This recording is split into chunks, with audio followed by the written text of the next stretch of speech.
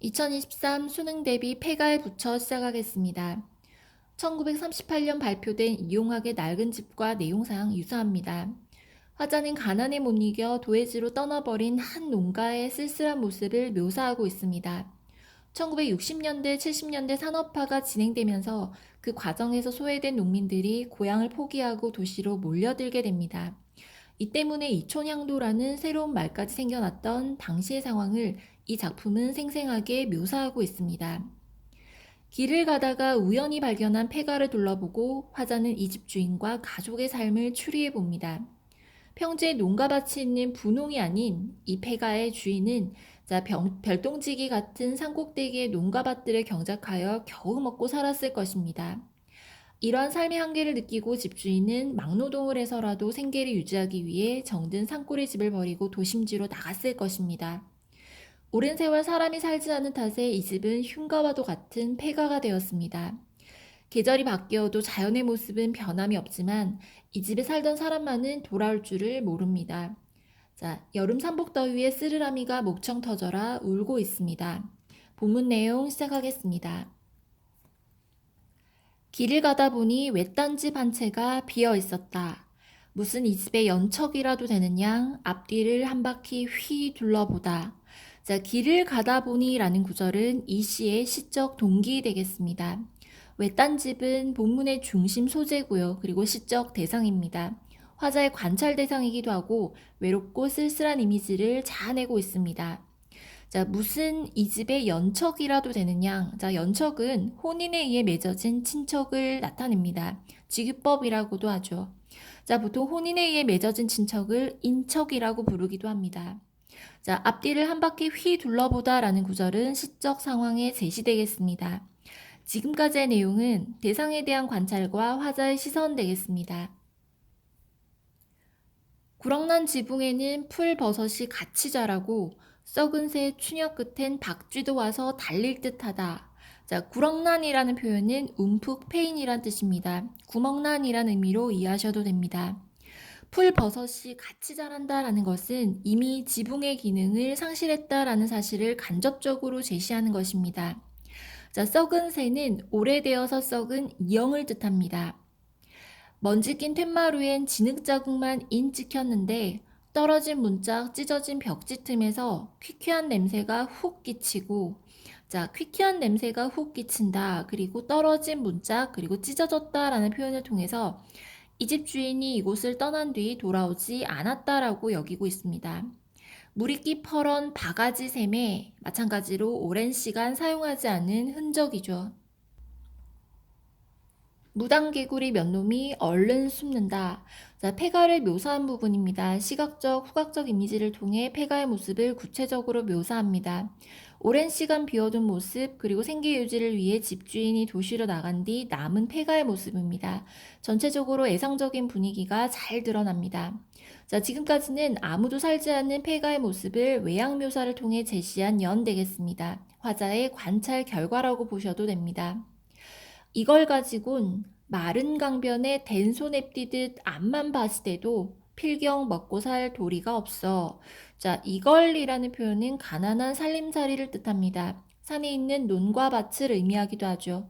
된소 냅디듯이란 표현은 불에 댄 소가 날뛰듯 관용적인 표현입니다. 관용적인 표현은 본문에서 속담 또는 격언을 인용하는 방식을 말합니다. 자, 밭이 된다라는 표현은 쉬지 않고 움직여도 열심히 일을 해도 자, 필경 먹고 살 도리가 없었다라는 것. 결국 이 집에 살던 사람들이 떠나야 했던 이유가 제시되어 있습니다.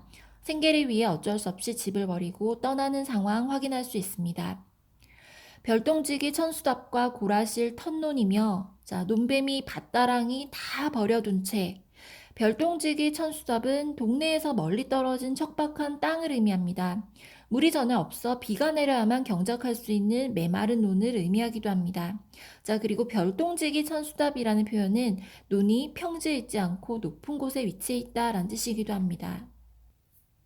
자, 고라실은 골짜기라는 의미이고요. 그리고 턴노는 집터에 딸리거나 마을 가까이에 있는 논을 의미합니다.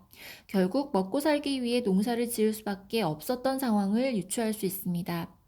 자, 논배미는 논의 구역이란 의미입니다. 그리고 밭다랑이는 계단식 밭을 의미하고요.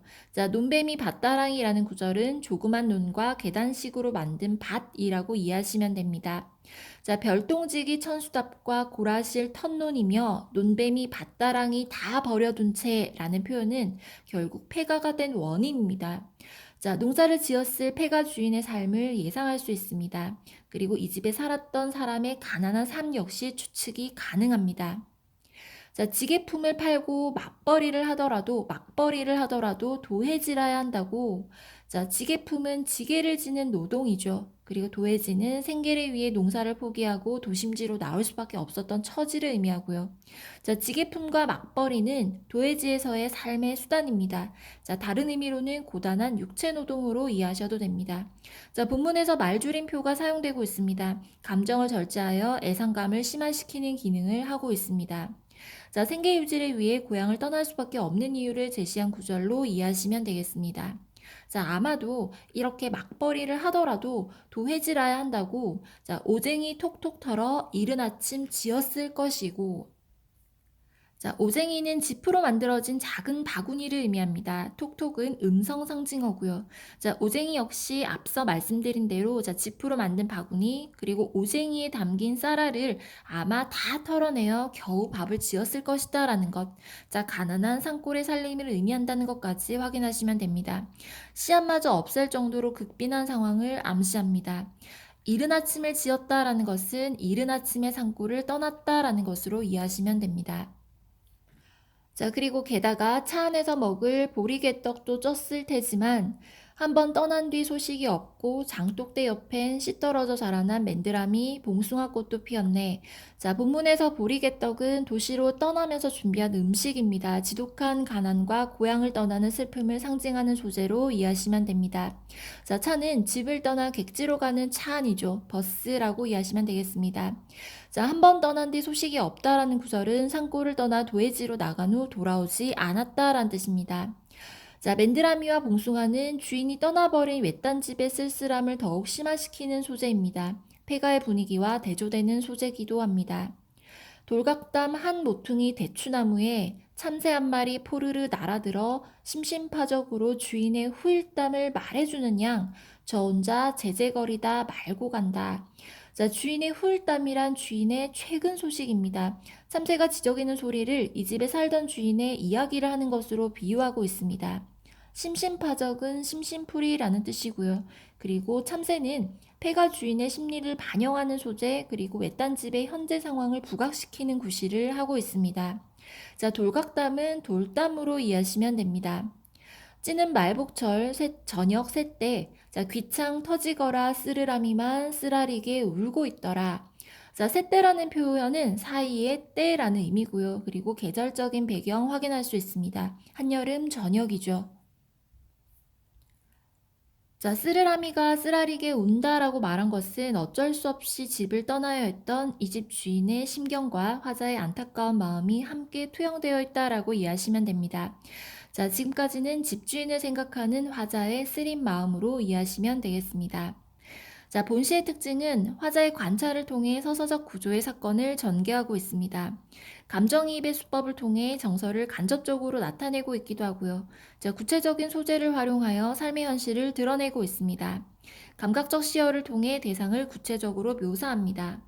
시적 대상인 집주인의 삶을 추리하여 진술하고 있습니다. 구어체와 관용적 표현을 통해 시적 상황을 효과적으로 표현하고 있습니다. 지금까지 2023 수능 대비 폐가에 붙여 해설 마치겠습니다.